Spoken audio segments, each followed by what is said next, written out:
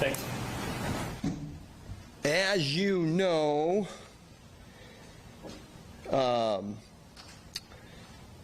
we are in the middle of a situation here regarding sports wagering reinstatement. The Division I Council, President Baker, they're working hard to get it right. That's a good thing. We know that November 8th we're going to know more, and we're hopeful that we'll have a decision then. When you look at where we go from here now, it's about opportunities. It always is. Our guys, every one of them that you're going to see downstairs, have an opportunity. And we have a returning national runner-up. He leads the charge in our credentials, but I can tell you he wasn't happy, and that's probably where it starts from a performance point of view if you're going to have that discussion. If you keep talking about the November 8th decision, you have to credit the NCAA leadership for trying to get it right. You credit our administration for standing by us. And this has never been an issue where these guys have not been accountable. They've told the truth, they've been accountable, and let the punishment fit the crime. And that's where we're at with that. So that would be my opening statement. And we can talk about this team if you want to. Tom, before you move on, though, can you ask, do you have any thoughts of what your feelings right now, what will happen? I don't. I know that it's important. I know that it's a really, really good thing that this is being looked at carefully by everybody.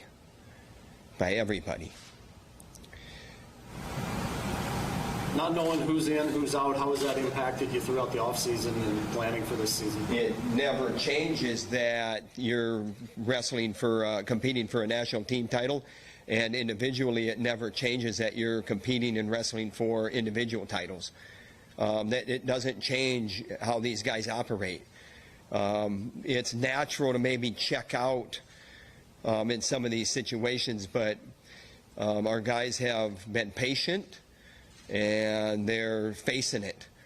And they're facing it like you face adversity. And that is one day at a time, and you control what you can control, and you move on every day.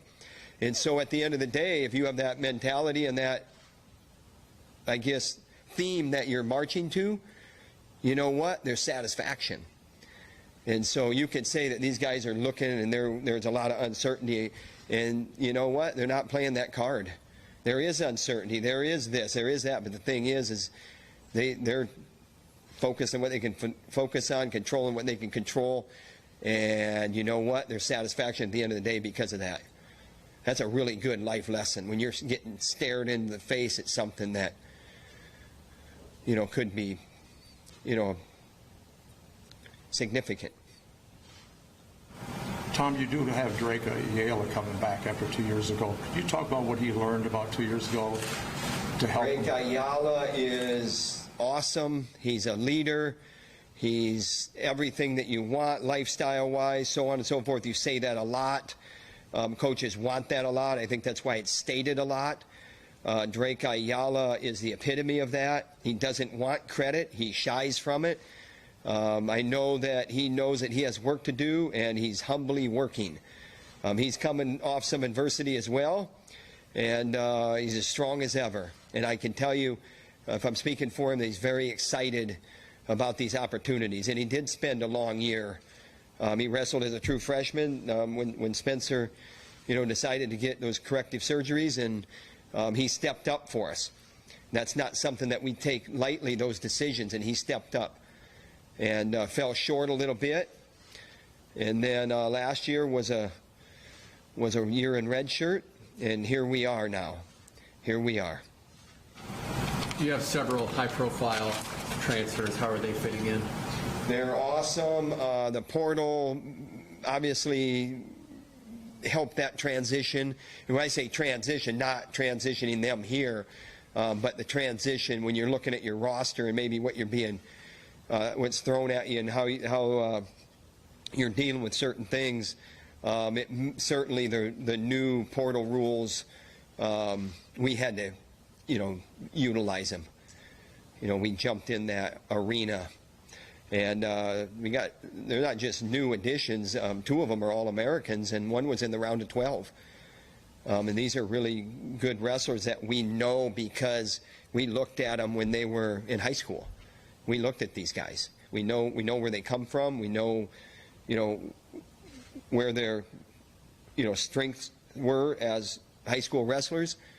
They were on our watch list. We recruited them. So we're excited to have them all. Any of them that you expect to make an immediate impact on the mat or in the lineup? I stated earlier about opportunity for everybody on the roster, and that means everybody. Everybody on that roster has an opportunity now. I don't know how much we're going to put, how much emphasis we're going to put on a wrestle-off situation. This is something where, the eyeball test is important. And we got a lot of upgrade in the depth of that roster. Regarding opportunities, could a new true freshman like Keer do something this year knowing we don't know what's going to go on? You mentioned Keer, and the best thing that Ben Keer can do is focus on football. The only way that this is going to work is that he focuses on football until they're done with their bowl game. And when they're done with their bowl game, he comes over here and he focuses on wrestling here until we're done. And he's done that. It's not a yo-yo situation where it's in and out. A lot of people want to know, well, how is he going to do this? He's been doing it his whole life. And I think Kirk Ferentz said it best when he said, this isn't about like a toughness test on, whether or not Ben Keer can do this. This isn't about that. This is about an opportunity that this guy has because he's put himself in that position. And is he capable? Yeah. Can he do it? Hey, take care of football now. That's what I have maintained the entire time with this process. In that 197-pound class, that seems to be a group that is, has some, doesn't have maybe that standout guy right now in terms of just, the production in the past. I mean, what have you seen in that room so far? Like 197? Yeah, I mean, we got Zach Glazier and we got Colby Franklin. They got opportunities. So seize it. You want a prediction? I'm not going to give you one because that's just, Talked about Real, being one of your leaders coming back, and can you talk a little bit about, him coming into the program just last year and, stepping into like a leadership role that quickly? And I think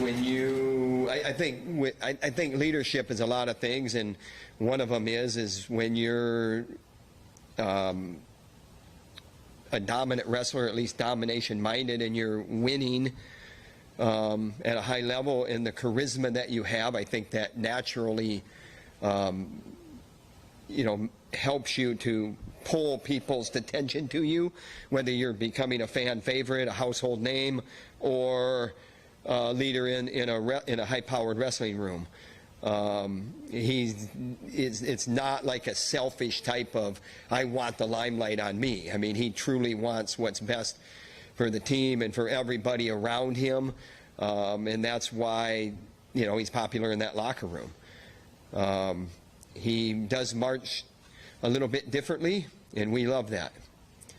But he shared the spotlight, or I should say, he came in and there was a guy named Spencer Lee that he was sharing the limelight with, and it works well. These guys aren't wired the way that they got to have the attention or the spotlight on them. They just go out and do what they do best, and it's pretty doggone entertaining when they let it fly.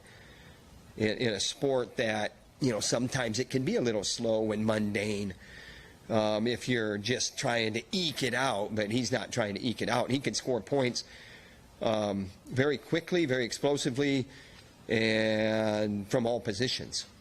So that's pretty good ingredients for being a fan favorite. How do you adjust to the rule changes? Rule changes are dictated by a rules committee. Our opinion doesn't matter. I've always looked at it that way. Just make sure that when you're on that committee that you're doing your job, and I think they did their job. I think they did their job at a high level because there's a lot of like big changes. It wasn't just little changes that would confuse a spectator. And then people are going like, what's that all about? It's like a 3-point takedown. That makes sense to me. Let's do it. Let's do it. So good. I love it. Let's get going though. Looking 3, 3, 3. But if you saw the video, that's how they got to call it. It's not 3. It's not 3. It's 3. You got to turn your hand like this. All right? one of those rule changes from last year was getting to use true freshmen in the lineup. I mean, how did you like that last year, and do you think you'll still kind of utilize that this year?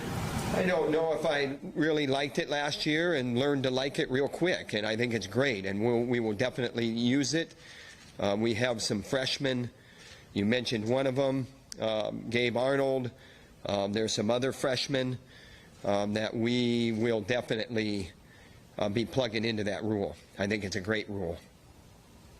Do you stop by the new wrestling room every day? Not every day. You know what? I'll tell you why. Because it's in good hands. All right. First of all, our administration delivered. Second of all, McComas, Lucina, I said it over and over and over again. Justin Wainwright and those people there, they are lickety split. And but I was in there today. And every time I do go in there, there is a change and there is progress. And those people are working their tail off. And it's going to be spectacular. And that doesn't mean that there's going to be spectacular results. But you have good people we're going to put in. We're going to put good people in a good facility. And then we become great. And that's how it is. That's how it works. We love it. We love it. Credit a lot of people for that. What's the timeline on that? April. Moving in April.